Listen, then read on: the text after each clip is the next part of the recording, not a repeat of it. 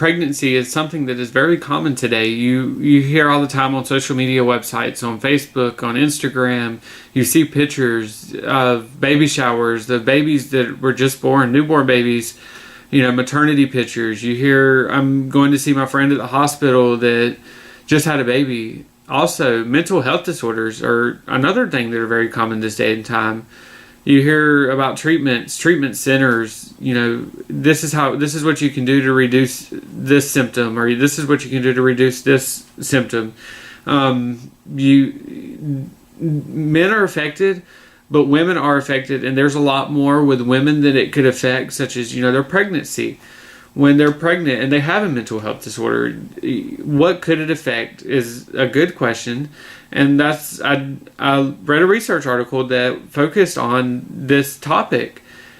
And what I found is, or what I read in the research article, is that they are affected, and it's more common than a lot of people think.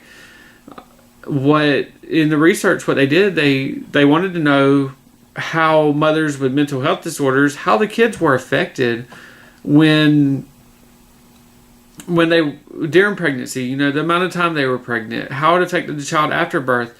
And they got children at 4.5 years old that they could test by doing MRIs on the brain and their cognitive functions.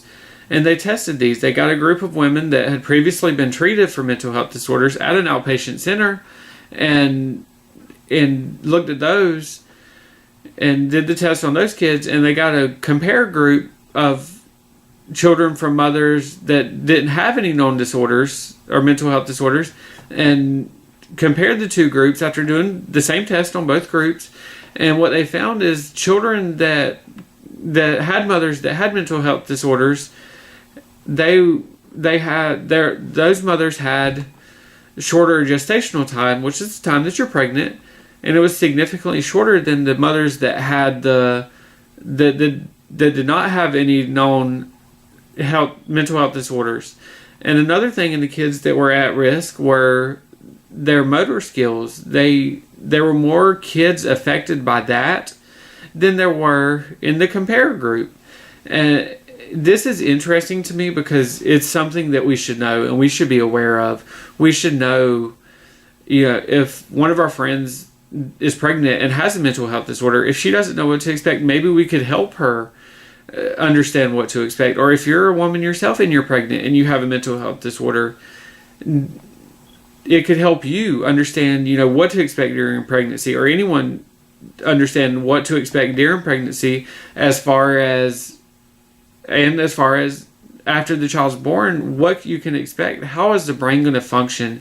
What are the developments? Are there going to be any development delays? Are there going to be any that don't develop at all? Is there going to be something they're not able to do? And just reading research articles like this one, you can learn a lot, and you can see what's going to happen. You can it's not going to give you full details, no, but it'll give you what to expect, what you could expect, what you might not ever expect, but this is what we found, and this is what could happen to you also.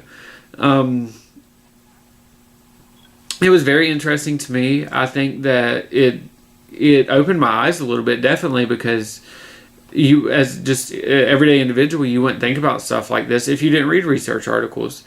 So it was definitely an interesting article. I definitely suggest, more and more people, even men, they can read this and, they can understand what their spouse or their significant other might be experiencing when it comes to them being pregnant. And it can help or benefit anybody to understand what's going on, what's happening.